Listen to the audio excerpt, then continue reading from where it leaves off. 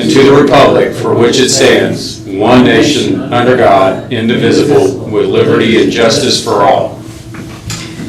All right, thank you, everybody. If y'all do me a favor, make sure your phones don't make a lot of beeps and buzzes and dings and rings and all of that. We have Kevin, Joey, Matthew, and Joseph.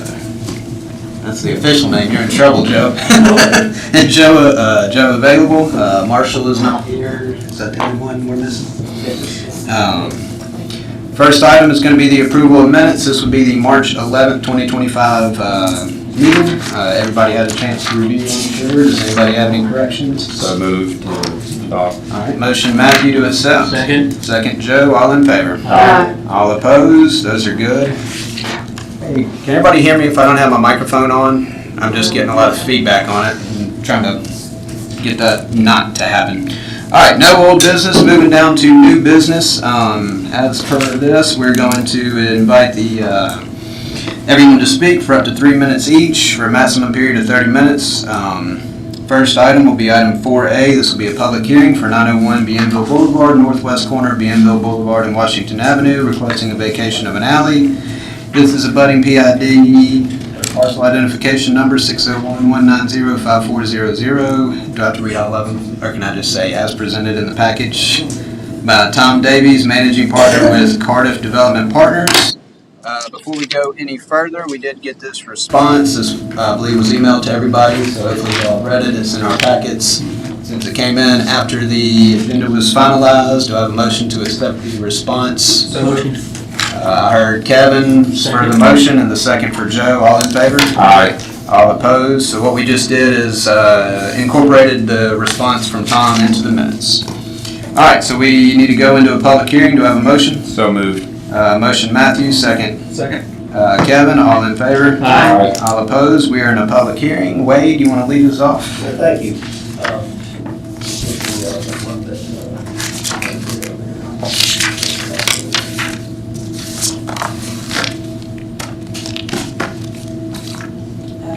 Yeah. It was just been able to get the better graphic up that illustrates where the property is.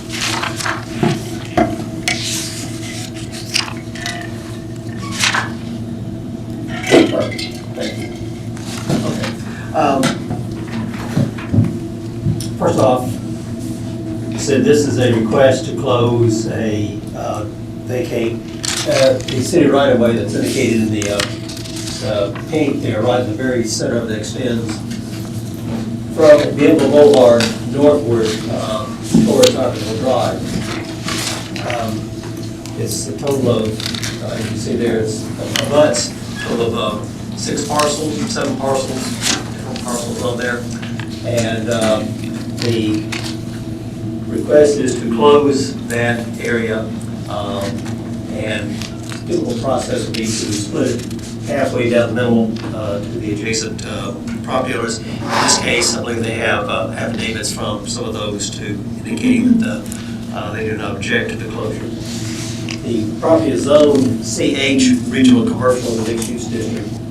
Currently a boat repair shop, and also there's an active sanitary sewer easement that runs through this right-of-way to connect various properties. The proposed redevelopment of this would be for a convenience store with gasoline sales. The under state statutes regarding closures like this, the requirement on y'all is to make a determination of who is adversely affected by the closure, and then those people that are adversely affected have their ability is to approve the closure in writing. So again, the responsibility of y'all in reviewing this is to determine who is affected by this proposed closure. But as I mentioned, that there's an active sanitary sewer main that runs through this property. And looking at it, our project manager determined that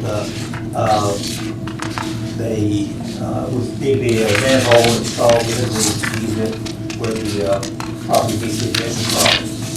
In addition, as part of the redevelopment of this property, construction of new building, the expectation would be that the developer would relocate the sanitary sewer at their expense, and all that would be reconnected to provide the continuation of service. As Andy mentioned, there's a letter in your packet from Mr. Dan Burton, the owner of 1109 Washington. It's the green property there on the to the north and east of this. In addition to that, we received today a response from Cardiff Development, the applicant, regarding sort of their position on the proposed closure. I think that concludes what I wanted to bring your attention on it. Glad to answer any questions you might have. Otherwise, I'll turn it over to the applicant who will make this case. Thank you. Wade, to your knowledge, does the city ever plan to turn this into an actual alley? I'm not aware of any. I mean, it's, as you can see from the photos, it's used for boat storage. It is serving its purpose as a sanitary sewer area. As far as eventual plans, there are none at the present time. Whether or not that might change as plans for this area change, that's possible, but at the present time, no, there's no plans to actually turn it into a functioning access way. Okay. Andy, I've got a few more things to add just before we go into public comment. I was about to ask. There seems to be a lot of legalese associated with this, and I don't think we have a attorney on the staff on the commission. Yeah, this might be something I would usually go in executive session and discuss on actually both items tonight, but I'm going to discuss them here on the front end in a public forum just because I would like a response from both the applicants and just for the planning commissioner's purposes as well, it'd be beneficial. This item actually came to the city a few months ago, I believe, at least with this applicant. And initially my office, we've always told them from the beginning that every surrounding property owner would have to sign off on the application, which obviously, as you've seen in your packet, that it's contested tonight. That's grounded in a few things, a state statute, a few state statutes, one of which requires that during the vacation of a street or alley, the city has to pay what's referred to as due compensation to abutting landowners for any and all damages sustained. Now, the due compensation is not defined anywhere. I'm not sure anyone has put forth what they believe to be due compensation for the vacation of the alley, specifically in any of the packets they provided tonight, but that is a requirement of the city. If they are to be damaged, the city has to pay that first before vacating the alley. And I would imagine it would be on any aggrieved property owner's burden to prove the due compensation. Again, there's really no guidance in the statute there. I mean, some statutes like sale of city property, they talk about two appraisals and fair market value. All the statute related to vacation of street or alley. This is 2137.7 just mentions due compensation, and so we'll have to, I guess, have a back and forth on what that exactly means if a property owner claims they're damaged at all. So that was our initial hope, is that the property owners would all sign off that they were not damaged and that this could possibly be vacated that way. But obviously, since it's contested, here we are. There's other statutes at play, or potentially at play. I would like a response from the applicants on whether or not they apply. I know there's some disagreement on if they do, one of which is 17-1-23. Mentions any land, quote, mapped or platted as a city, town, or village. And it goes on to say that the governing authority, if something is to be vacated before taking such action, the party's name shall be made aware of the action and must agree in writing to the vacation. Now, I've seen in the responses that I believe the applicant doesn't believe that this alley was ever officially recorded or platted. I'm not sure the statutory language is that narrow. It does mention, quote, mapped or platted. I know there's some discussion of a Cox map, I believe, in the proposals that have been sent in tonight. As best I can tell, without doing any, confirming title myself, which I'm not in the business of, there at least may be a question of, was this ever officially subdivided and recorded and/or officially deeded to the city in any manner? And there is a mention, like I said, of a Cox map and I believe another map. Those are really some big questions that I have. And I think another thing for the Planning Commission to keep in mind is this is not no one here, I believe, is representing that they don't believe the city owns this alley, and so this would be the city vacating the alley. It's discretionary on the city's part. It's not, take for example, item number 2, short-term rental under section 510, something like a special use permit if they had everything on the application that this commission really has to follow. This is, does the city want to do it or not? And so those are all considerations in tonight's talk about this. So that's all I have on that. So knowing that Will sits there the whole time, does anybody want to bring anything up with Will on the front end, or just ask Will questions as we go? Anybody got anything immediate? And one thing I left out, the mics, I'm going to put this up, so if anyone on any public comment comes up, I'll have this mic situated. If you can talk into this mic as best you can. Okay. Anybody have anything for Will before we get going? I don't know about Will, but on page 17, it looks like the 1, 2, 3, 4 property owners have approved the vacation of the alley. Well, I believe, and I don't know if this is a Will or Wade, but it seems like everybody has approved it except for the Burton piece, correct? That's correct. So we're waiting on the one on the board. I do have a question for either Will or Wade. If y'all can pull up Martino's survey, actually it's right there. Can you zoom in just straight to the middle?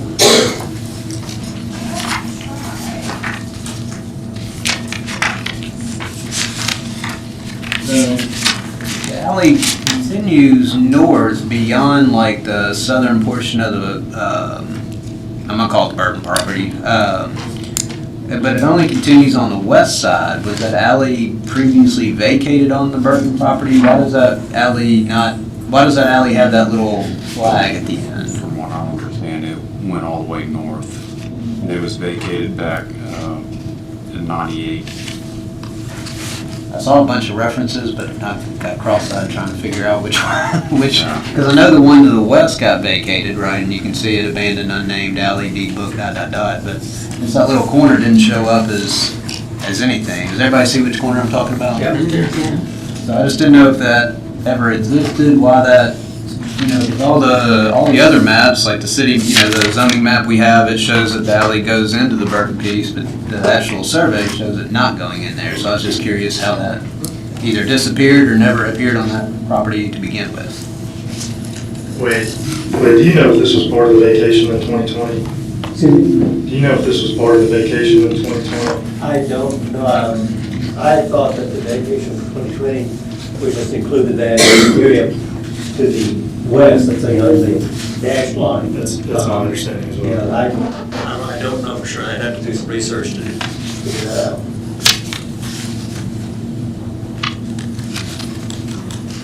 That's play into some things. All right, we're in a public hearing. We'll let the applicants speak. The way we like to do this is let the applicants speak. They can take a little bit longer than 3 minutes, but try to keep it pretty good. We'll have everybody come up for 3 after, and then we'll let the applicant kind of bookend it to rebut anything that needs rebutting. David, you speaking on behalf, name and address at the microphone to start us off, please. David Wheeler, 185 Main Street, Biloxi, presenting Cardiff Development. I'll speak to Mr. Norman's first questions concerning the statutes. There are several statutes that deal with vacations. The one he mentioned, 17123, deals with new subdivisions that are laid out by governing authorities of the city and gives the procedures for vacating something and accepted and approved by the city. This whole area is sometimes referred to as part of the Cox map, sometimes referred to as part of the Comseg map.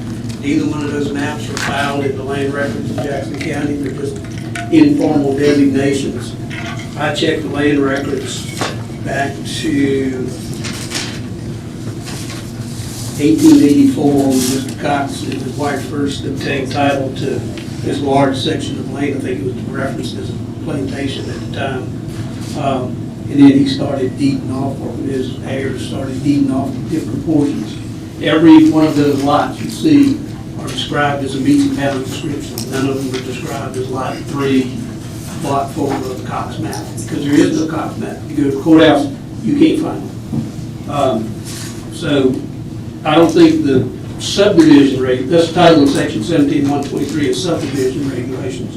I don't think that applies to this property. I think the statute that applies is 2137-7, which authorizes municipalities to close and vacate alleys or streets upon due compensation being first made to abutting landowners.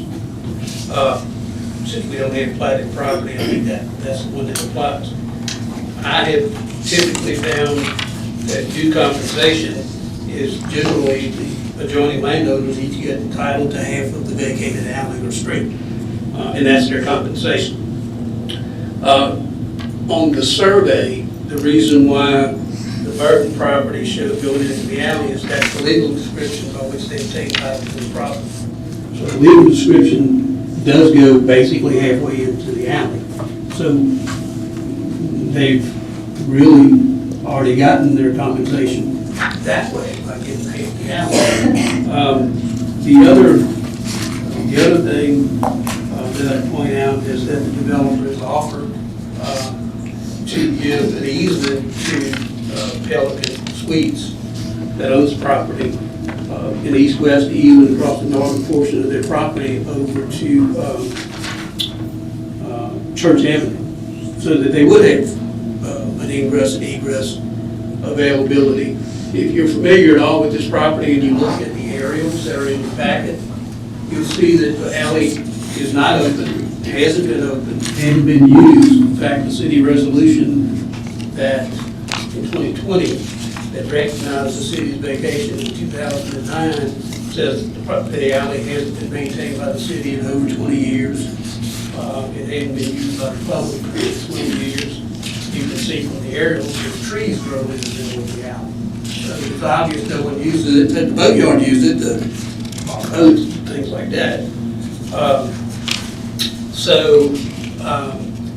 It's not available for access to anybody, basically, as it sits right now. It wouldn't be unless the city decided to spend the money to cut everything down, improve the alley, and open it up to the public to service these few lots.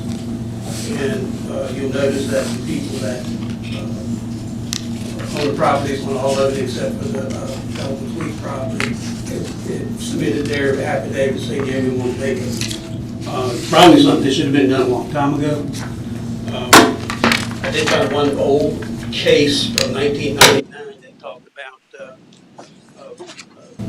Tishomingo, the town of Tishomingo, where they said that once a municipality accepts a plat of a piece of property, then you have to go through whatever statutory procedure you have to go through.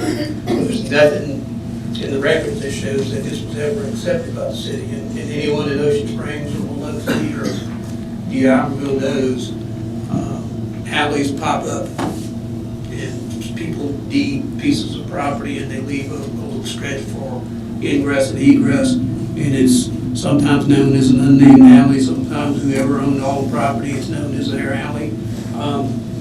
It's like Mr. Dolman says, it's incumbent on the city to follow the statute. And I think, like I said, in this particular case, the statute that applies is 2137-7, and the just compensation would be ownership of the property, or in this particular case, an easement over other property that it doesn't have a right to have an easement of now to Church Avenue that gives them the access that they say they need for future development of their property. Can you, so that easement, I think it's mentioned in the rebuttal letter that we just incorporated. I can't remember exactly where, but I did see that there was a reference made to the willingness to give an easement. But you're saying that would go from Washington all the way to Church Street along the northern?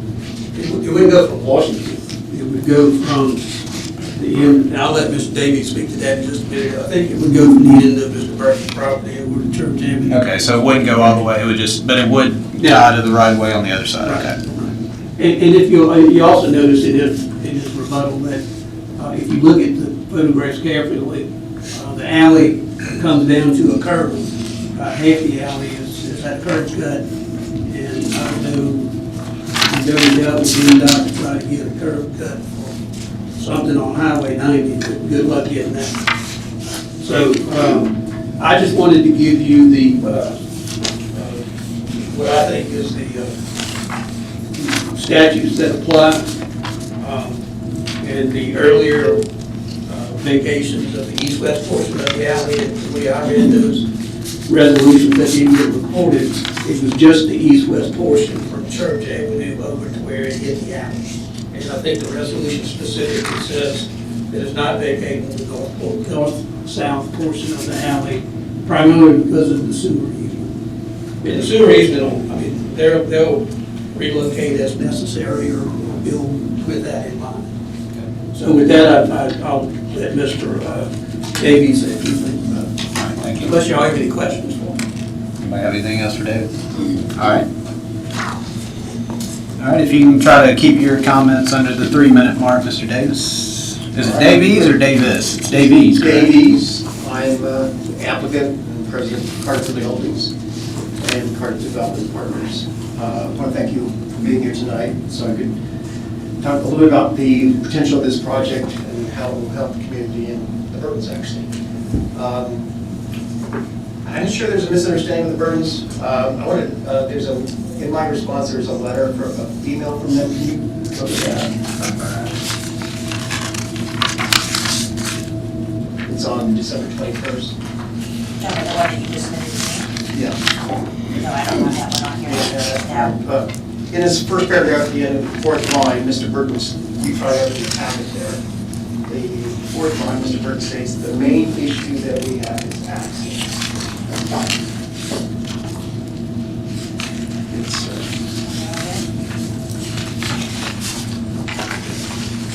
Okay, just page 5 with the yellow highlighter on there. Restart your time now that we got it. If this is the main issue, we have no quarrel with Mr. Burton and his wife. Again, I hope this is a misunderstanding. However, in the third paragraph, he states that we should acquire this parcel for $500,000. $500,000 for 800 square foot building, a 6,000 square foot lot. He wants to find comparables like that in Beverly Hills, but I don't think they'll find them in Ocean Springs. Can I just interpose? Sure. Is that for the purchase of the entire property? His 6,000 square feet, yes. Okay. Here are the reasons why I want to vacate the alley, and that is on page 2 of my letter. No tenant would want to locate there under a long-term lease, invest millions of dollars in improvements without any rules governing the alley. At present, there are no rules. Mr. Burton could have his clients park on the unrecorded alley and disrupt business operations. The alley would likely disrupt a proposed tenant's overall site plan by shoehorning improvements on one side or the other without any ability to move it around. I don't think Mr. Burton is going to significantly increase traffic, but it's possible there could be stacking issues at the southern end of that north-south driveway by Bienville. If we have multiple access points on Church, Washington, and Bienville, it'll alleviate that concern.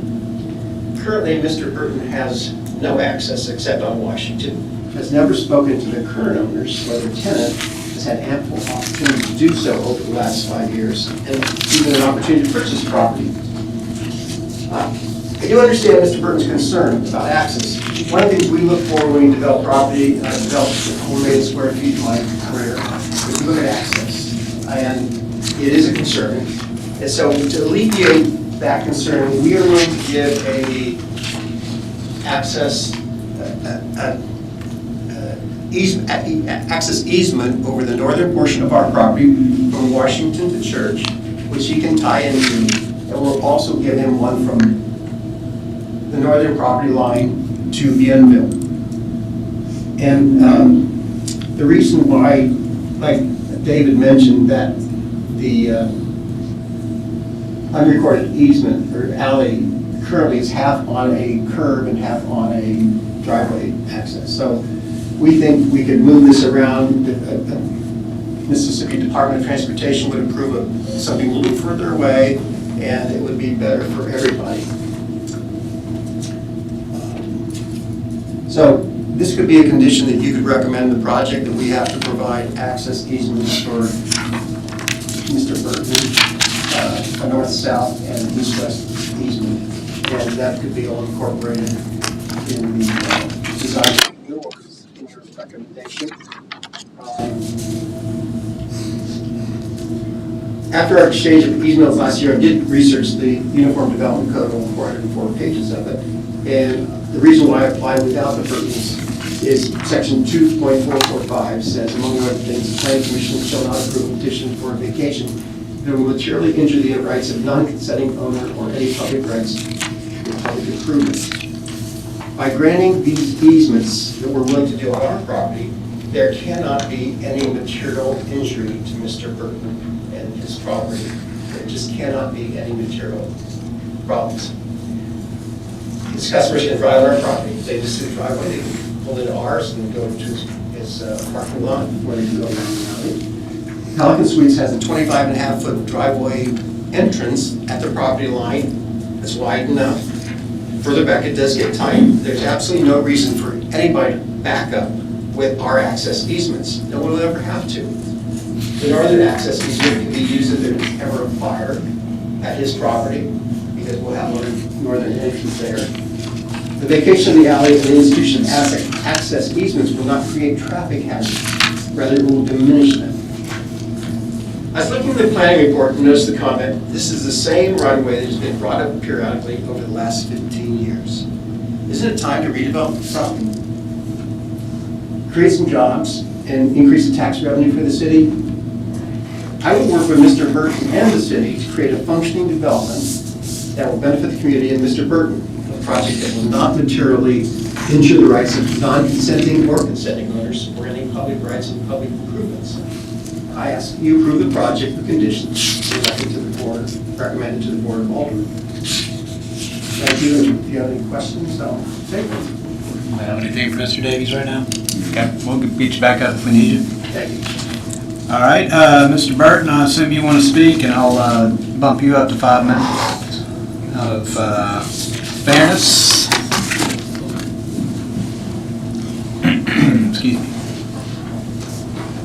Hello, my name is Dan Burton. My address is 1109 Washington Avenue, and thank you for letting me speak. I had no idea that I would be so popular in some of these responses that I'm all of a sudden seeing here tonight. And quite frankly, I'm a little not prepared because I'm not lawyered up.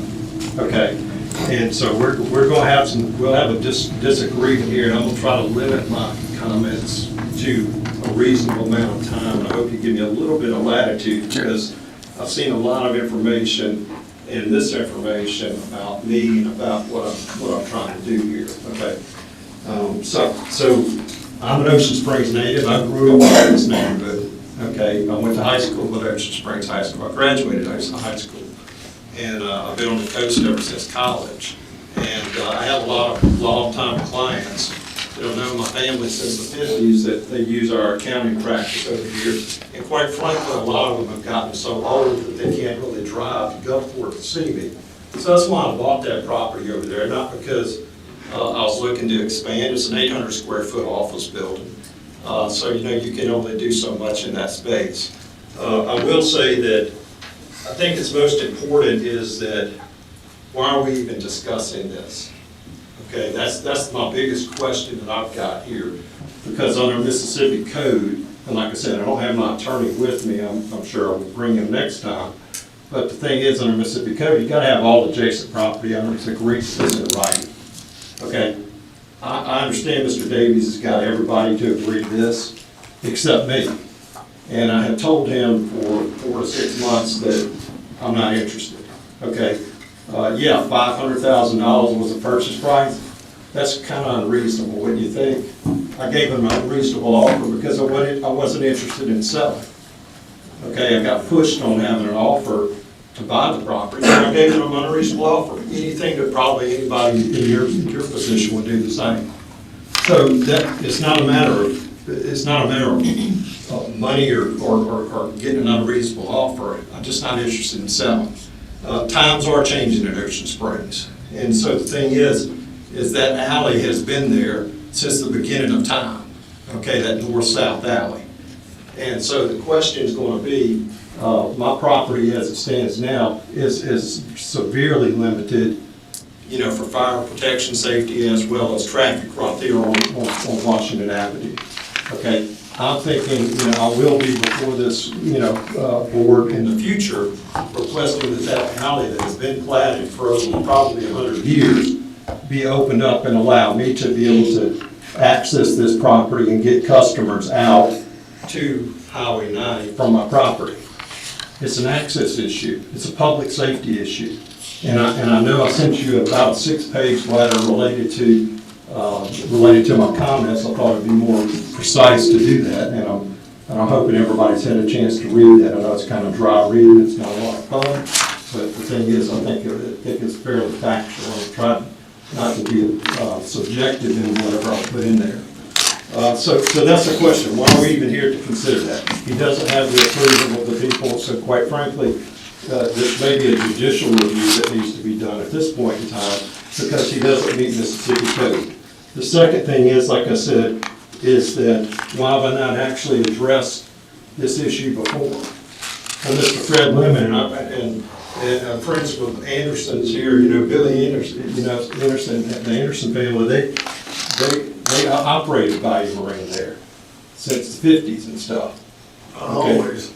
Oh, hold on. Yeah. We're not. And so the thing is from that standpoint, that Mr. Lemon passed away in 2015. I knew Mr. Lemon, okay? That property's been in probate or in some flux since 2015. I didn't buy this property until well after that. And out of respect for their family to get their you know, affairs in order, I haven't came to them because I don't know who the property owner's going to be. So, you know, I just want to make sure everybody understands, you know, I've tried to be as respectful as I possibly can to these property owners that have been in Ocean Springs for 100 years, the Lemon family. And I'm just trying to do the right thing here. And so I respectfully ask that y'all deny this, you know, you actually dismiss this situation because it's not proper at this point in time. And I'm happy to take any questions that y'all may have. Anybody have anything for Mr. Davies right now? Yeah, I got it too. Yes, sir. And I understand you don't have your attorney here. I don't mean to catch on anything related to that, but And I'm not in trouble. Right, sure. You know, you mentioned in the packet at least, and I think you said it, that it's a platted alleyway. Do you, and I know you heard the applicant say they can't find any history, and he's looked at Rand Lakers, you can't find any history of the platting. Do you have any evidence that it was platted? Well, again, I'm not an attorney, but the thing is if you were even look at up until 2022, what, and I mean, if you get me to check somebody's title, you're in trouble, okay? So the thing, I'm a CPA, I'm not an attorney, but the thing is in 2022, it was always referenced that alley. It is recognized that alley. If you go back in history, it always recognizes that alley.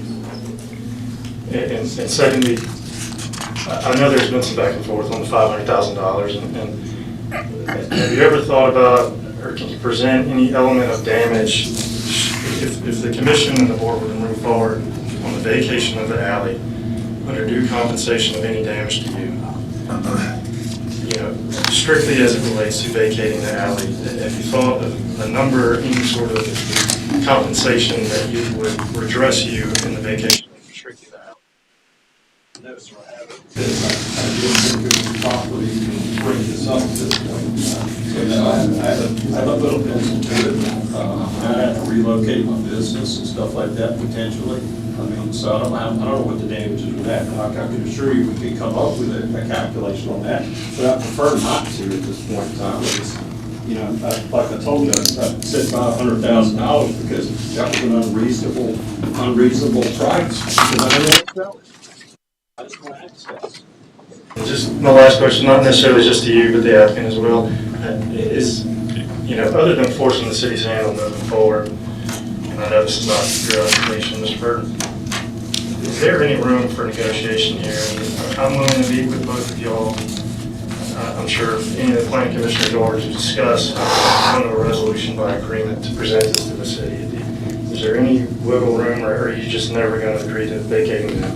Will, can I piggyback on yours? Well, I didn't mean to ask him. You offered a easement across the north property line. Mr. Davies, you said that access and public safety is your #1 issue. So what is your thoughts on the easement that's being offered to you across their entire north property line? Mr. Burton. Well, Mr. Burr. I'm sorry. Yeah, that's what I meant. That's what I meant.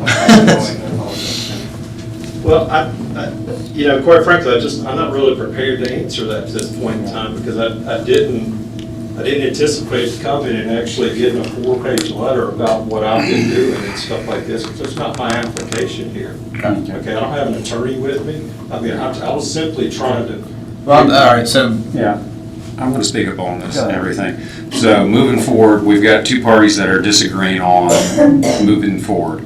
Right now, Wade, you know, city engineer, Sarah, everything, there's a very brief statement in here about the plan, about vacating that, about the sewer line, 12-inch sewer main on the property. We need to have something that gives us clear read on what's going to be done if they are going to move the manhole, if that developer is going to be totally responsible for doing that, and also who it's all going to affect. I think moving forward with that, we've got some issues of, you know, both parties. Andy, I'm going to let everybody kind of have a talk about this, but I know where my mind's at right now. Okay. Well, we both kind of commandeered Mr. Not Davies. Mr. Burton, did you have any other comment to Will's question? I was going to ask about, could sit down. I Yeah, please. don't want to be on trial here, so. Yeah, I don't want to lead a trial either. All right, well, we're still in the public hearing, so let's go ahead and finish that out. Is there anybody else in the audience that would like to speak on this? Name and address at the microphone, please. Melissa Burton, 1109 Washington Avenue, Dan's wife. I just want to answer a couple of the questions that you guys had as best as I can. I guess Dan already addressed the $500,000 and how it's ridiculous. We were contacted and we told him we were not interested in selling. We were not interested in selling on him, and he kept pushing and pushing and pushing. And so I told him just to give him a crazy number, and that's where we got that. Also, I want to address the our driveway being 25.5 feet at the roadway. If you look at any of the aerial pictures, you can see that our driveway actually narrows between the building and the property line. So they're at that top left. Yeah, okay. So the property actually narrows. So it may be 25.5 feet at the roadway, but between the building and the property line on the west end of the building, I believe, it narrows to less than 20 feet. So that wouldn't allow for two-way traffic in that driveway. We have had situations where we've had emergency vehicles have to pull in, and it's been very difficult for them to get back out because they're stuck either driving over somebody else's property or having to back out into the middle of Washington Avenue into a right turn lane. So may not have been an issue before, but with MDOT continuing to widen 1109 or continuing to widen Washington Avenue, it's just cut more and more into our property. Before we owned it, so it's not an issue.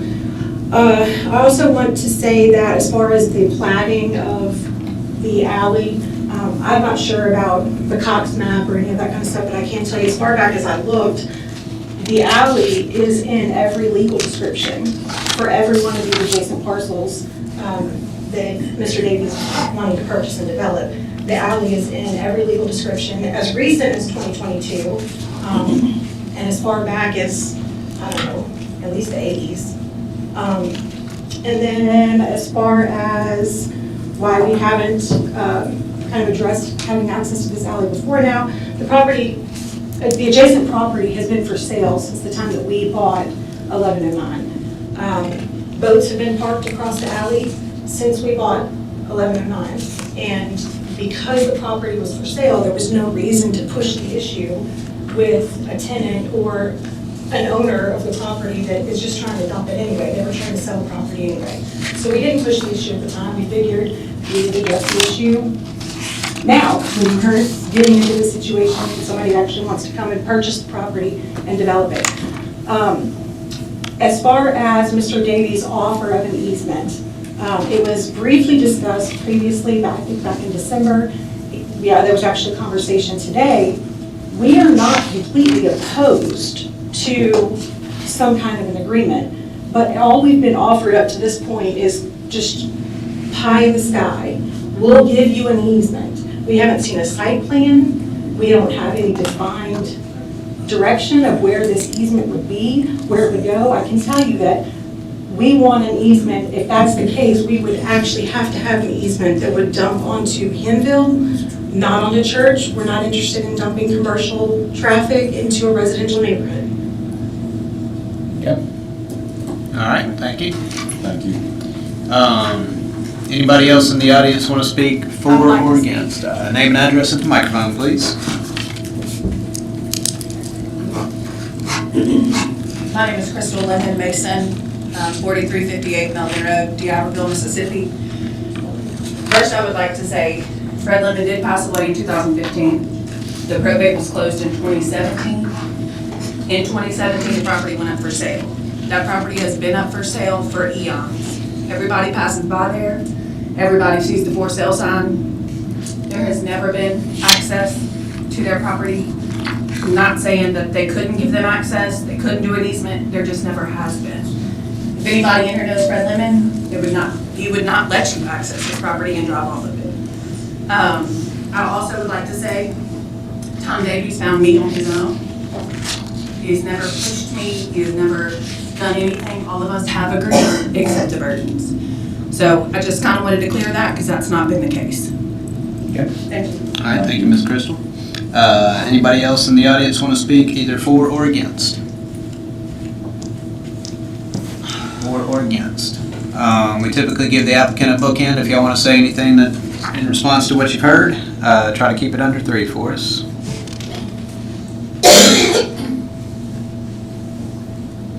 I guess I don't understand, the Burtons don't want to sell, but they want access, better access. We're willing to give them that access and let them keep their property. We'll give them, and we can do a drawing in the next few days of what that access would look like and what an access agreement would look like. So we're willing to do that before even the next Alderman meeting. We can do it quickly and show them what it looks like. We'd like to come to an agreement with them and make them happy and better their property. I have no desire to denigrate their property or them in any way. I think this access agreement that we can provide in the future development would make their property more valuable and more usable. That's all I want to do is try and make it better for them and for the community. Yeah. Thank you. All right, thank you, Mr. Davies. All right, do I have a motion to close public hearing? So moved. Motion Matthew, second Joey, all in favor? Opposed, we're out of public hearing. Matthew, I'm gonna steal your thunder. It sounds like there is a avenue of negotiation that could occur in between now and formal approval. Something that I would like to see is that the city needs to have the engineer with a plan of vacating that. That's something that we've done in the past with vacating properties, is having the city engineer give us a layout exactly what's going to transpire. Right now, there's nothing for us that says what's going to happen. I understand that they, are going to put a manhole in and vacate it, but the city needs to do their due diligence and present something for us to look at. as moving on with two parties disagreeing on this. This is nothing for the Lemon family. They need to have closure on this.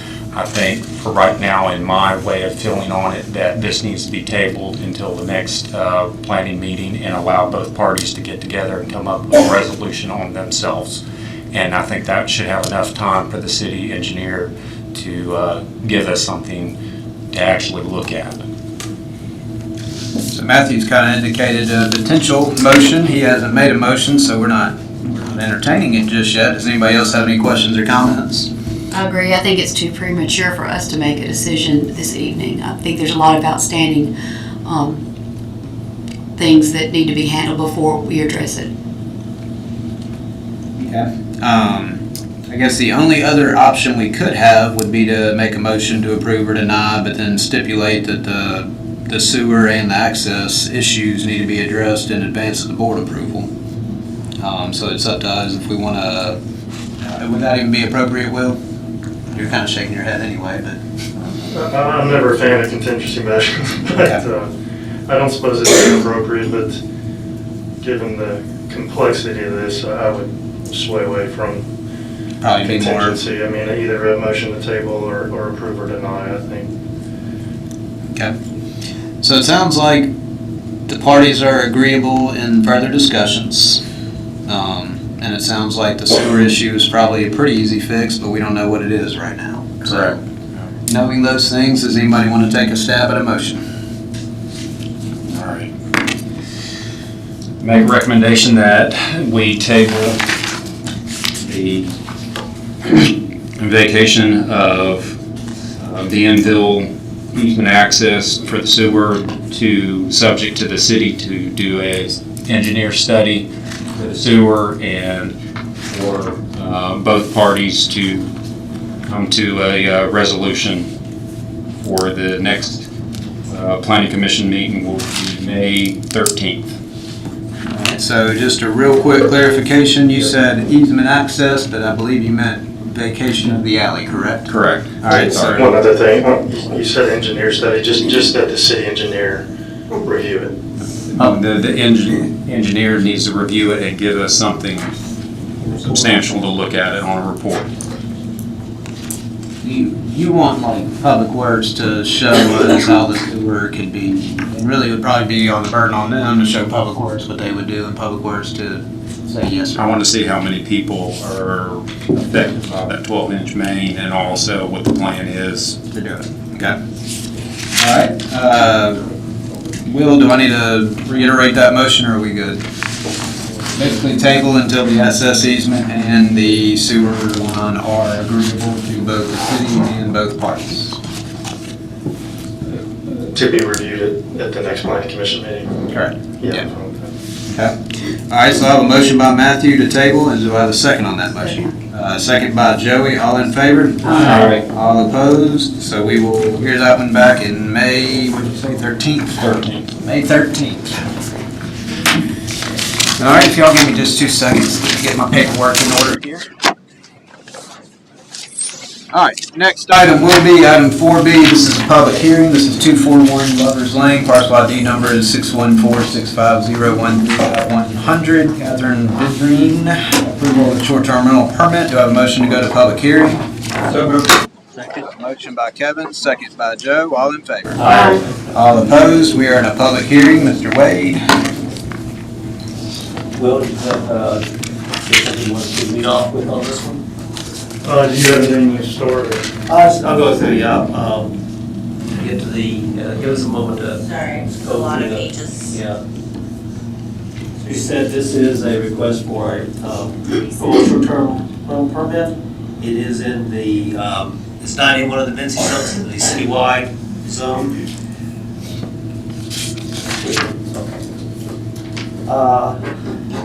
It is in the R1 low-density residential, single-family residential zoning district on Lovers Lane.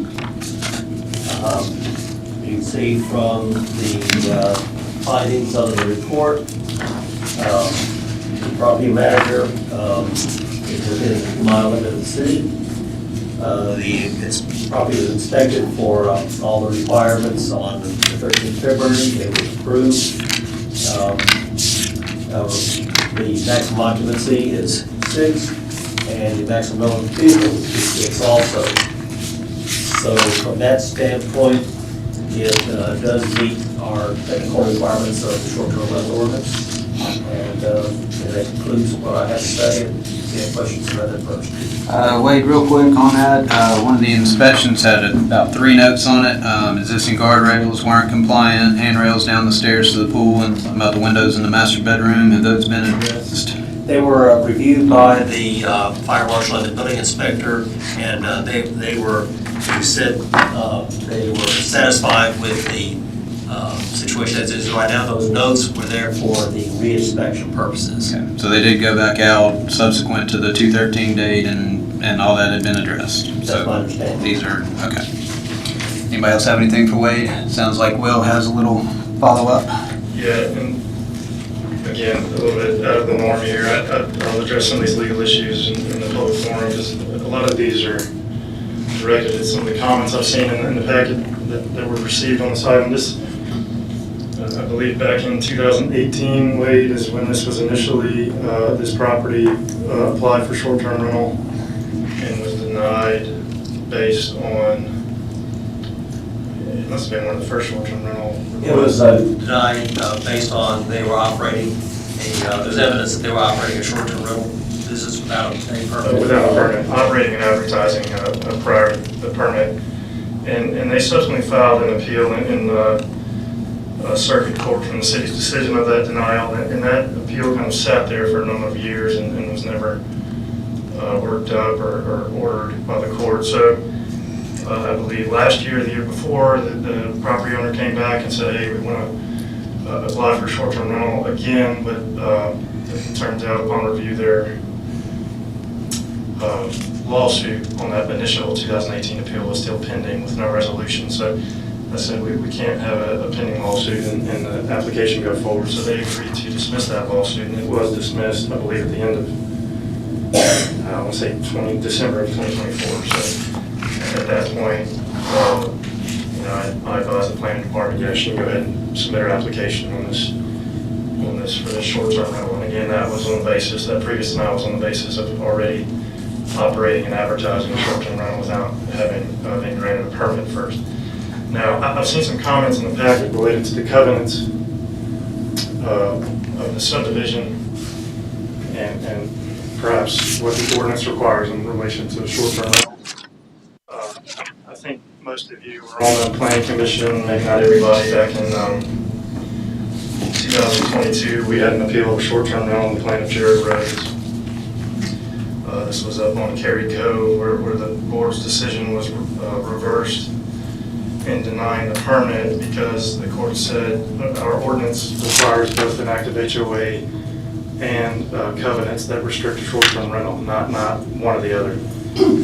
It also said that those covenants are strictly construed by Mississippi law. So just the fact that it says, single-family homes or residential uses is not a disallowance of short-term rentals in covenants. And there's a specific, actually Mississippi Supreme Court case, Lakes and Ring Property Owners Association versus Esplin, Mississippi Supreme Court 2022, that discusses covenants, restrictive covenants specifically, and says, I believe the language was single-family residential uses in those covenants, and they did not interpret that.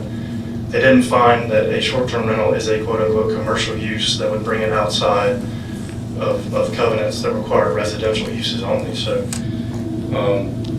again, I do believe in the covenants at play here that there is a provision that the property owners, the majority of the property owners, can get together and amend those covenants and strictly forbid short-term rentals and write it in. I don't believe they've done that. I don't know if any of them are here and can comment on that, but those are at least the legal history, and I wanted to address those issues of covenants and what the court has found as relates to the city's ability to interpret those covenants on this application process. That's not to say that, regardless of what happens here, say a permit is granted, that if the property owners believe that they are restricted in the covenants, they can go file that action themselves and pursue it against the property owner in Chancery Court. So, That's really all I have. I got a question for you, Will, so, or maybe for the planning department. So if a short-term rental permit is issued and the homeowners association then puts into the covenants after the fact that short-term rentals are prohibited in that association, would the license, or the permit be revoked, or would it just not be renewed at the end of its 1-year term? Yep, we've never had that happen before, I would imagine, and I don't want to speak as their attorney on behalf of the subdivision, or the homeowners association, but yeah, I don't think the permit, at least the one potentially issued, would come under effect under the, it's coming under effect on the old covenants before they were amended. Now, obviously, a permit is only granted for 1 year, and I would have to make that determination at the time, whether or not it needs to be reevaluated at that point, or it needs to be reevaluated at the time it comes up with the 1-year renewal. But those would be the two items, those would be the two times there certainly would be a question of whether or not they can continue on, certainly at the one-year renewal period. Okay, thank you. So I just want to make it a little more clear for my simple brain. If I understood you right, the Mississippi Supreme Court 2022, basically we have a covenant listed in here that says, for single-family residential use only, but you're saying that the Supreme Court more or less said that a short-term rental still meets the covenant of single-family residential. Is that? Yeah, it essentially says that just because covenants specifically say residential uses or single-family homes, that a lot of times I hear arguments that this is a short-term rental, VRBO is a commercial in nature. The Supreme Court specifically denied that unless it's clear in the covenants that they are limiting short-term rentals or something to that effect. Otherwise, it's on top of that, Mississippi law is clear that covenants are strictly construed to their language. Okay, that's what I thought. Just wanted to triple check. Anything else for Will? We are in a public hearing. Same situation. We'll let the applicant have about 5 minutes or so at the front end, a little bit of a rebut time at the end, and we'll hear from everybody else in between. 3 minutes and 30 total. Is the applicant here? Did you want to speak? All right. Name and address to start, please. I need the microphone. Yeah, Paige Bidgering, 241 Lovers Lane. So I know it's your intention to protect Ocean Springs and to enhance what is already here and present. And that is my intention as well, my family's intention as well. My mom, Catherine, she has soft tissue sarcoma that we just realized is present. So she is unable to walk at times because it's in her right leg and affecting the vein. So I'm here on her behalf. And I know that previously we filed as a family for a short-term rental permit. And my family is not familiar with y'all's processes. And so she asked me to step in recently to help this process move along. So I was in charge of dropping the lawsuit and kind of moving forward. I'm hearing that what the homeowners association really their issue is protecting the neighborhood, which I really understand, because when you go down Lovers Lane, it's one of the finest neighborhoods in Ocean Springs. I lived here, I moved to Ocean Springs with my children a year ago, so I genuinely love this area. We're not extractionists, and if you know anything about you don't know anything about my family history, so I'll just give you like 2 seconds of that. We have enhanced our area in Lake Charles, Louisiana. My mom moved from Chicago. She was a shrimper. She sold shrimp on the side of the road and then built a really successful business. And when she came to Ocean Springs, we were looking for a home for our family for a vacation. And when she saw this place, she fell in love. And we all did. So I moved with my kids. I was so excited to be here, and I wanted to just be close to the property, keep it up, because it is a fine home. So you don't want it to go, down the drain or look bad in the neighborhood, because I do care about my neighbors, regardless of how they feel about what we're up to. I do want to say there is a win-win. Like, if at all possible, I understand all these people are here against this, and I get it. I wouldn't want my neighborhood to go down the drain when I've invested so much into it. And we don't want that either. My mom put a lot of her hard-earned money into this. This is not a woman who just happened upon money. This is a woman who worked for 60 some odd years. Hard, and I'm here because I love her, and it's my intention to see her last years be special. And to have yeses and see it move forward and like her investments make something of themselves, you know? So, that's not my intention to get emotional here, so.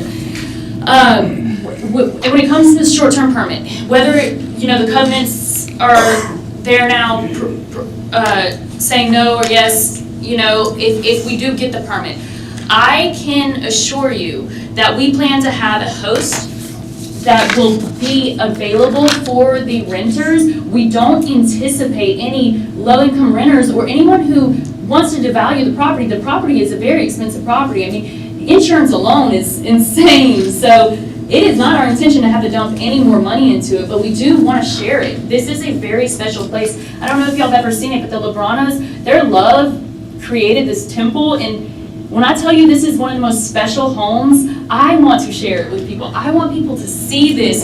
When you walk in, you can feel the energy, the love, the presence of what they created together, and I honor that. Like, it really matters to me to enhance any community that I'm in. I mean, I actually got an award from the Lieutenant Governor of Louisiana for being a community architect, so anytime I'm involved in something, I'm not trying to degrade it. It is my intention to enhance everything I touch and leave it better than I found it, and operating from a spirit of a Christ energy, you know, and not whether anyone believes, I don't know our beliefs here, but that is my intention and my family's intention. And so I would have no problem if the neighborhood or these families who have obviously worked hard for their properties, because it is an expensive neighborhood, so I never want to disregard somebody's emotions or feelings around what was happening here.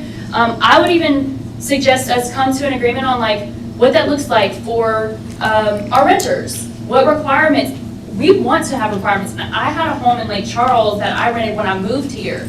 And it was $160 a night, so that's way lower than what we're anticipating renting this for.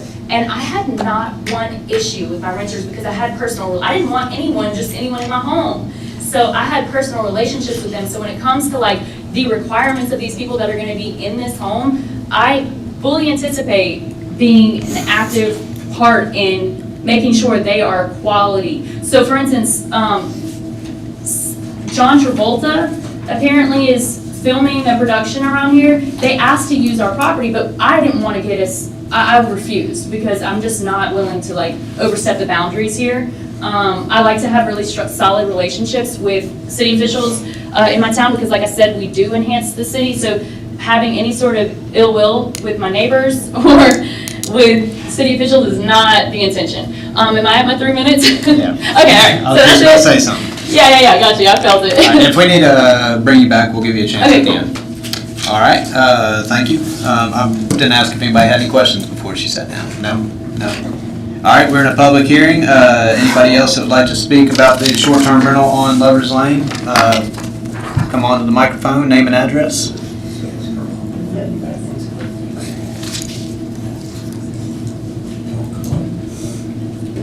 Good evening. My name is Tom Summertuck. My wife and I have lived at 3 Lovers Lane for 10 years. We've also lived there many more years. We have no ill will towards the folks that own 241, but we're very much opposed to the short-term rental lease for 3 reasons. And I didn't hear all of what you said. The acoustics in here are kind of bad, and my hearing is not as good as it used to be. But first of all, I got a copy of the application, and there's a space in there that asks if there are any protective covenants. And there are protective covenants. This property is in the C.1 subdivision. There are protective covenants on file in the Chancery Court in Jackson County. And I understand a copy of those were given to the planning office by our homeowners association. I believe that the short-term rental is a violation of the protective covenants. Second issue is that virtually all of the residents in the Sea Point subdivision, as well as people adjacent to us, are opposed to it. And the homeowners association, I understand, has provided a letter to the planning office over the signatures of virtually everybody in the subdivision. The last issue really is a health and safety type issue. Lover's Lane is effectively a single lane road for many areas along there. And it's used as a recreational path for many of the elderly citizens, children, bicyclers, skateboarders, dog walkers, joggers, you name it. Typically, the pedestrians use the middle of the road because there's no sidewalk, there's no shoulder, there's nowhere else for them to go. The sight distances are restricted by the shrubbery, and areas of contrasting bright light and shade make it very difficult to see, even during the daytime. It's poorly lit at night. You never know what you're going to encounter as you round each bend in the road. I've encountered elderly people with walkers in the middle of the road. We have one lady who walks dogs, and you have several dogs basically taking up the whole road. Yesterday, I encountered one of the young fathers on the neighborhood carrying his son in his right hand and pulling the kid's little push toy in the other, and their pet dog running down the middle of the road, wagging his tail to be, make friends with me in my big old Datsun truck. So I stopped, waited until they got by, smiled and waved before I went on. I don't think that people who are not familiar with the area will have the same consideration for the neighborhood or for the many types of people that are there. And especially, I'm concerned about people coming home after a night on the town. Maybe the speed limit there is only 20. That's probably too high in my opinion. I think it's just an accident waiting to happen. I'll get you to wrap it up, Mr. So I just want to say that the property has potential to become a party venue. We've heard horror stories about that in other places. And in summary, we think that it's a very bad idea. It'll have a very adverse effect on our neighborhood, and we ask that you disapprove it. Thank you for your consideration. All right, Mr. Tom. Anybody else in the audience? Saw some other hands. Name and address at the microphone, please.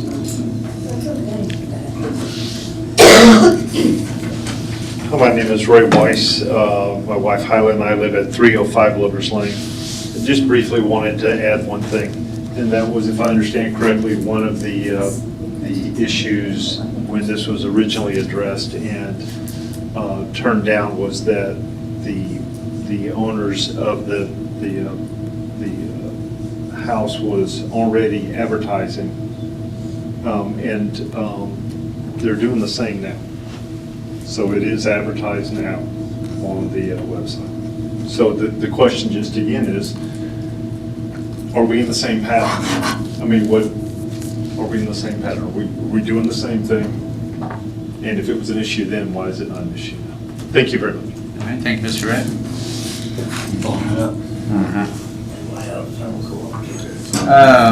Anybody else? Name and address at the microphone, please.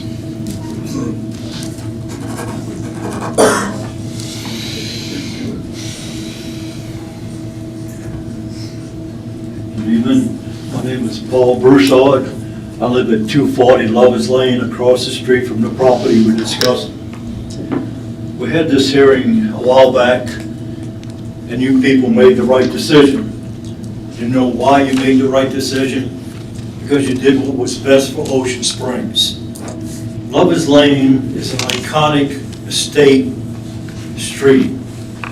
It's not a rental street. People have put their whole lives in building their estates on this street. 40 years, 60 years, their whole education. They dumped everything. Do you really want to change an iconic street like Lovers Lane into a rental street? If you do, you're making a mistake. You made the right decision before. You need to make it again tonight. This is not a rental street. It's a beautiful estate street. Hold on to your values. Take care of Ocean Springs. Thank you. All right, thank you, Mr. Paul. All right, anybody else in the audience want to speak to this application? I'm Rainey Mitchell. I live at 255 Lovers Lane. I have lived in a community where there were million-dollar homes and they had short-term rentals. Believe me, it was no fun. I can't believe someone would pay that much for a house and rent it out short-term. You get a lot of good people in there, but you're gonna get the bad ones. Where we lived, the parents had rented the house. They had probably 25 teenagers and young people in there. Our neighbor went over there to ask them to please tone this music and stuff down, it was so loud. They opened the front door, they had thrown up all on the floor. You get those kind of people from time to time, and that is not what Lover's Lane needs. We are a nice community down there, we like having families there. You know, if they don't want to live in the house, sell the house and let a family live in it. We don't need a short-term rental on Lover's Lane anywhere. And if she's allowed, then what's going to happen in a year or 2 years from now when someone else or 2 or 3 more people want to rent their houses? It would be a zoo down there. The road is not made for these people coming in and out. They don't know. We've got, like someone has said, you know, we have people who are walking. We have kids who are on scooters out by themselves. The parents aren't even with them. It's a safe area. And we don't need short-term rentals down there. Please don't allow them. Okay, thank you. Next. Name and address at the microphone, please. My name is Bill Yockey. I live at 302 Lovers Lane, and I could reiterate everything that everyone has said, but I remember Tom telling me the first time that the house was rented was to like a group of sorority students, and there were like well over 20 people at the house at one time, and we just don't want that. Again, every time you drive down the road, there's families walking their dogs with their children in strollers, and it's very dangerous. Every time I drive in or drive out, I stop 2, 3, 4, 5 times. You can't be in a hurry when you live on Lover's Lane. And that's all I have to add. Okay. Motion posed. No, and I appreciate one comment you made that I should have said earlier is if you want to go on record saying I agree with what's been said, then that's a good way to go. So, name and address, please. Jenny Boscovich, 261 Lovers Lane. My husband and I have lived and raised our family there for the last 14 years. We also formally opposed the request, and we agree with what everyone else has said so far. It's a terrible precedent to start doing short-term rentals on a legacy street like Lovers Lane. Right now on Lovers Lane, there's multiple homes for sale at different price points. So maybe their request would be that they could have it be a higher price point, but if we set this precedent, there's other much more modest homes that could do the same thing and completely change the feel of Lover's Lane. Thank you. All right, thank you, Ms. Jenny. Anybody else in the audience? Yeah.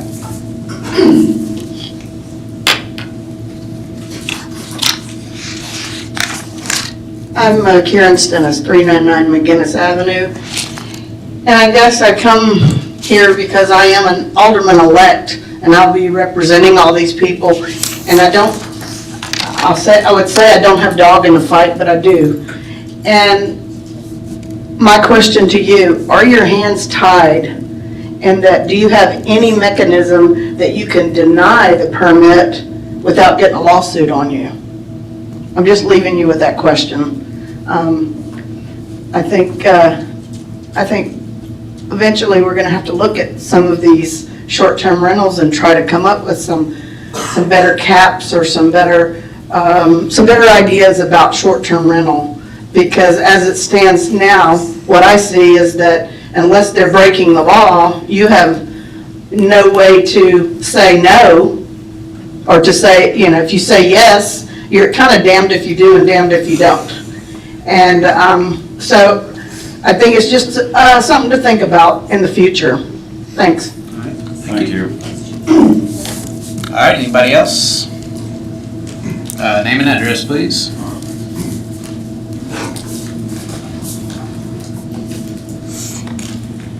George Thurber, 251 Lovers Lane. We've lived there since 2005. We bought 251. We lived in it 3 months, and Katrina leveled it. It was gone. And so for a number of years until we could rebuild, we paid about $10,000 a year on taxes for the lump of dirt. And we always thought to ourselves, is this really worth it? Is this really worth it? Well, single family homes. This is a neighborhood where I want my kids to be. This is a wonderful place. It's magical. there were problems with the infrastructure. For a while, the road wasn't wide enough and the trees were so low you couldn't get a fire truck down there. And they always advised us, make sure you have some sort of alternate way of putting out a fire, that sort of thing. A number of those infrastructure problems have not been solved, and now the thought of having an extra 25 or 30 cars in and out any time of the day, to me, just doesn't make any sense. Adding all those extra people to one house, I frankly just don't think the infrastructure's there for that. As other people have said, it's a narrow road, there are parts there just about impossible to drive, okay? Strangers going in and out of there, especially in any numbers, I don't think it's gonna work. And again, back in 2006, if I thought, oh, they're gonna start, you know, renting out some of these places for party houses, I think I would have sold my lump of dirt, frankly. All right, thank you, Mr. George. Thank you. Sorry, I'm making some notes. Anybody else in the audience want to speak? Anybody else in the audience on Lover's Lane? Did you want to rebut anything? Keep your closing comments to 3 minutes, please. 3 minutes, got it. Okay, so I do want to say I respect absolutely everything they said. As far as advertisement is concerned, I am not aware of any of that. We haven't touched that since we pulled it off the internet or off the active listing years ago. So I would like to correct that if that is an issue, because I'm not here to mess this up, you know, for my mom. Another thing is that we will have a host. So me and my mom had talked about meeting people at the gas station that's outside of downtown Ocean Springs, so that we can escort them in down through Lover's Lane and then give them an instructional about how precious Lover's Lane is. So that is, you know, an intention of ours. And you know, with all of this, I get it. Like, I get all of it. So I'm not going to go on and on about it. I would be more than willing, like they were saying, well, what are you going to, like the alderman was saying, what are you going to do to protect this, protect yourself legally? And I was thinking, well, why don't we do a contingency to the permit where there is some restriction on, you know, lands like this, grounds like this, where it is, you do have people who have spent their whole life savings on their homes. Like, I would not mind a contingency in that way, where it's, you know, how many cars, making sure that the host is there, that we hire someone. That I have no problem with that, and I know that my mom wouldn't either. So that's my piece. Thank you. I know I just have one. I know Matthew's looking up, and I appreciate you brought up the advertising. So you say there's been no advertising. Have you found anything, Matthew, that you can address? It's on VRBO, but I don't know if this is from 2018 or not. It definitely is, because I've not done anything recently. That's what I've been trying to book it. That's what I'm not sure. You know, I have no interest Let's in. keep our comments. We're only addressing the planning commission right now. Yeah. Yeah, I mean, I understand y'all's frustration or like. Well, hold on. We're not going to talk back and forth. Y'all can do that after the meeting. Did you have anything else? No. Okay, thank you. All right, do I have a motion to close the public hearing? So moved. Second. Motion Matthew, second Joe, all in favor? Aye. All opposed? So Matthew, you did find something. I'm trying to look over your shoulder. It's on VRBO, but I don't know if it's from, it doesn't say what date it was. Well, the other thing I'm seeing too, it said, when you put in the start date, it said you had to do a longer one. Is it letting you do it for 30 days or more? Because that would not be short term at that point. See if you can do like May 1st through June 5th or something.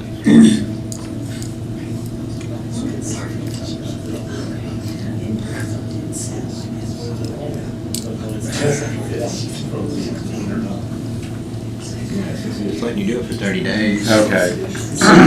Best we can see, Will, it's letting you do it for more than 30 days, but it won't let you do it for less than 30 days. So that would, Yeah, it's it's advertised at $600 a night, but it's 30 days or more right now. Do you have anything else on that? That would be a long-term rental. Yeah. So that would, seems like the advertisement is legal. Wade, a lot of these infrastructure questions, but just correct me if I'm wrong, I mean, the fire department is involved and maybe even the primary guys doing the inspection, correct? Correct. So I mean, if they had issues, if they were worried about access, would they say on this? That would be their opportunity to say that if they felt there was something that was, you know, notable, they would put it in that review. Right, and I do see that it adequate emergency access is not checked, so I would assume by virtue of that they did review that. Okay, what else are we thinking? Hey, wait, I don't know if you addressed this, so I apologize. Can you talk about what zone this is and where we're at number-wise in terms of going forward on short-term rentals? Yeah, this is in the citywide zone, and I believe the information that was passed out to you earlier indicates that this is the last available short-term rental permit for the overall city zone. Well, there's three 215 A and B are still listed. Yeah, so there's 3 on there that are pending, this one for 241, and then if you look over here to the right-hand side, it shows that 215 A and B are gonna be on next month's agenda. They already have active And that would hit, motions. those 3 would hit, this one and the 2 next month would be the And that would be, citywide, we would be at half. And then, just to put it on record, that the density zone has 53 approved and 2 pending. So, Well, that was your question, right? Yeah, that's all right. Will, you know, talking about carry code, talking about, you know, covenances and all that kind of stuff. You know, they went through the process back in 2018 to come up with a covenants in a homeowners, basically, association to oversee the operating of Sea Point homes.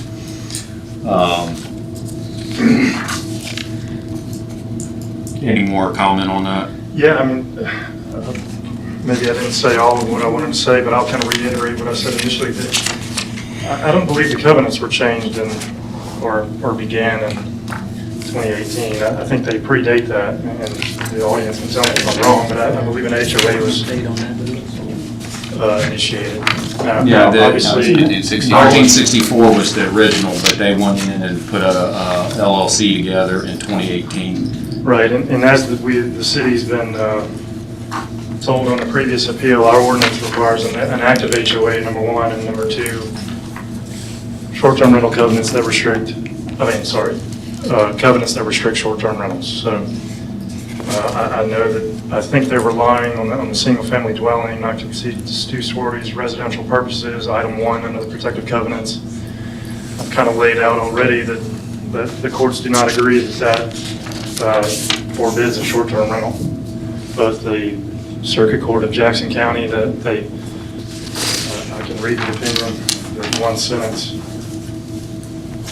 I have somewhere.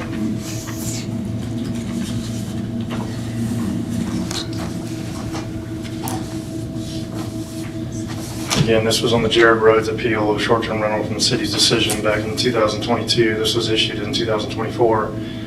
It says the court is similarly unpersuaded by the Board of Aldermen's claim that the property's single-family dwelling limitation should be interpreted to disallow short-term rentals, just as the Supreme Court says is disallowed. And again, this is not, the city's not in the business of covenants unless they strictly forbid them. I mean, it's not to say that they can go amend their covenants and write it in. It sounds like they're in agreement that they want to protect their neighborhood to do so. I think, as Ms. Ennis pointed out, I feel our hands are tied. They have met all the requirements. They have gone through the process. There is space left in that zone for 3 more rentals. So. And I'll just add on what I just said. I mean, the city has taken this position, exactly this position, that residential uses in single-family homes disallow short-term rentals under the covenants, and made that decision accordingly, and was appealed and was overturned by the Circuit Court of Jackson County. And again, the Supreme Court case that I've discussed is directly on point as well, so I don't disagree with you. So the Supreme Court and Jackson County have both said basically the same thing, that the single-family residential covenant doesn't mean you can't have short-term rental. Correct. That's what I heard, just wanted to make sure. I mean, I'm with you, Kevin. I mean, I don't know, the hands being tied. I mean, yeah. We're also, I mean, I don't agree with the damned if you do, damned if you don't. You're always going to upset. The ordinance that is before us right now, we don't have a mechanism basically to move forward.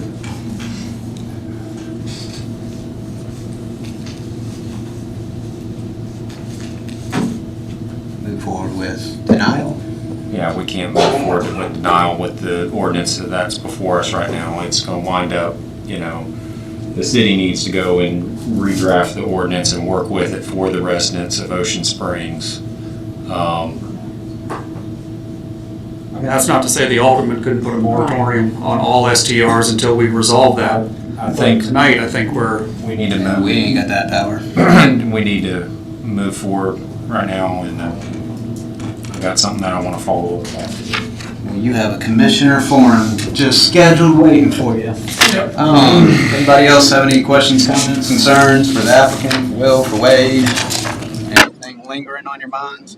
If I can go out of turn real quick, I realized I said only Marshall wasn't here, but Nick Geiser is also not here. Just make sure he got you. Sorry about that. Back in turn, anybody have anything else? Anybody want to take a stab at a motion? I'll go for it.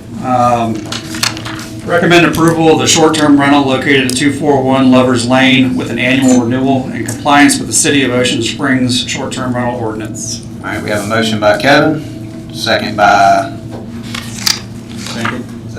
Joe. All in favor? Aye. All opposed? So the way that'll work for the audience is this will have to be re-advertised for the board to hear it, which means it will not be on the 15th. It will be on, drum roll please, May 6th board agenda for their final we recommend they make the final decision. So May 6th, and you should get another letter, correct? I don't know. You don't get another letter, but it will be same place, same time, May 6th with the Board of Aldermen. All right, next item is general public comments, anything not on the agenda. If you have anything you would like to address the board with, or now would be the time. I see some shuffling. Anybody addressing the board? Doesn't look like it. All right. All right. Moving on to Commissioner Forum. Anybody have anything? I know Matthew did. Anybody else? From that end over. Commission, you are doing a good job. Thank you for keeping us in check. What you got? I think the Planning Commission moving forward with the short-term rentals. We are almost at cap citywide between density zone. I think we need to make a recommendation to freeze any further applications outside that are already outside the cap until our ordinance is redrafted and updated. That is a recommendation that I would move before the Board of Aldermen. All right, so to make sure I understand what you're saying is it looks like we have 20 applications beyond the 3 that would hit the cap. So if this one gets approved and the 2 on Halstead next month, we have 20 holding. You're not saying do anything with those, right? I'm saying until we update our ordinances moving forward for the residents and everything, we need to have some clarification on it. So freezing any new applications? No, I'm saying that we're not, once the vacant spots are filled to meet the cap, any further applications on that are going to be in hold until our ordinance is updated. Okay, so just an example. So next month we approve, which means in June, let's say this one gets approved by the board, then the 2 in June, or May for us, June for the board get approved, and we're at the cap. Mm-hmm. You're saying if somebody, but I believe you're saying if somebody didn't renew, then we're not even gonna put the next guy into the spot 60. Is that what you're saying? Until we address the ordinance in whole for the residents of Ocean Springs, we need to look at that. So you're saying make a recommendation to actually freeze any acceptance of beyond the 2 that are pending? Correct. Or 3, I guess we'll call it, or any pending. We'll This is something that was looked at and it's been mentioned, and that we were supposed to do a work session on the short-term rental stuff, and it just never happened. So, go ahead, Will, I'm sorry. Just logistically, procedurally, the suggestion I might make is, you know, if you want to address it with the alderman, I suggest either a letter to be placed for discussion on the Board of Aldermen agenda on behalf of the Planning Commission or Planning Commissioner to address, you know, however way you want to say it, issues with short-term rental ordinance. I do think, you know, causes me concern to just say we're not gonna follow the ordinance as it exists. I think what we're contemplating is an ordinance change amendment. Correct. Which, you know, I'm sure you're all aware, Board of Alderman meetings, we have items up for discussion on ordinances all the time. So, I mean, that could be one avenue to bring it about. Now, when, you know, what board meeting you want to do that to would be another consideration. Yeah, wouldn't it be more of a recommendation to the Board of Aldermen to have the city review the short-term rental ordinance? I mean, that's what we're recommending, is that they review or have reviewed. How about we I know back? that's come up recently. I know Ricky has brought that up in the past, and I know y'all have seen some proposed amendments. Obviously, nothing's going forward. How about Changing the instead ordinance. of doing that, how about we do a work session? Request a work session with the board, or? Yes. With the board. With the board. Was and the board. Yeah. Okay. Do you want to request that at the upcoming board meeting, or just, if you make a motion to do that, I can do that by email and send it out to the planning commission and board and try to get dates available for. Or do you want to wait for the new board? Well, I mean, that's kind of, I mean, I hate kicking the can down the road. I mean, it needs to be addressed. It's overdue. I mean, it keeps coming up, and we just keep kind of, you know, putting the dog back in its cage, and we'll feed him later. And I'm sorry for all the questions. Logistically, this has to work some way, and I'm just trying to work it out before we make a motion. Matthew, it's your dog and pony show right now. What's your thoughts? I think that as the planning commission as a whole, we need to put some thought together, and maybe at our next planning commission meeting on May 13th, we can put our thoughts together and maybe move forward with the board. Do you want to have an agenda item on the planning commission to review the short-term rental ordinance for the planning commission first? Yes. And then we'll figure out what to do from there. Yes. Basically, have a public discussion during the meeting. That good with you? I'll remind Lee to put that on the agenda. Do you want that in the form of a motion, or are we good? You can take me at my word. I know I can take Wade at his word. We'll put it on the agenda. Okay. He'll be there. All right. So, in light of that, don't let me speak for you, Matthew, but if everybody can at least come with a few ideas on what you're seeing here and be ready to throw a couple things out, I'm sure nobody will have an exhaustive list. The ordinance sent out to us, I've never seen it. It's online, but yeah, just. Well, we'll get that to you prior to the. Yeah, that'd be good, just to make sure, because I might have one saved from, 3 iterations ago. So if y'all could just make sure we all have the most current. I'll send you both both what exists and what's previously been circulated within the past few months in terms of proposed amendments. Okay. All right. I'd like to thank the planning department, especially for putting the comprehensive plan, getting a special meeting called for that. That's long overdue as well. Yeah, I forgot. I'm supposed to thank Wade specially. Sorry, Elizabeth. He came out of retirement for this, so I've been meaning to do that. Thank you, Wade. Did you have anything else? No. All right, do I have a motion to adjourn? One thing, just want to, did want to just to get it out for the public that y'all will have a work session on the comprehensive plan on February 29th. It's Tuesday at 5 o'clock, just so that's out in the public now. We'll make the most recent draft of the comprehensive plan easily available to you. And I guess also, if there are any of you that want a paper copy of it, let us know and we'll get that to you. Okay. All right, motion to adjourn. So moved. Motion Kevin, second Second. Joe, all in favor? Aye. All opposed.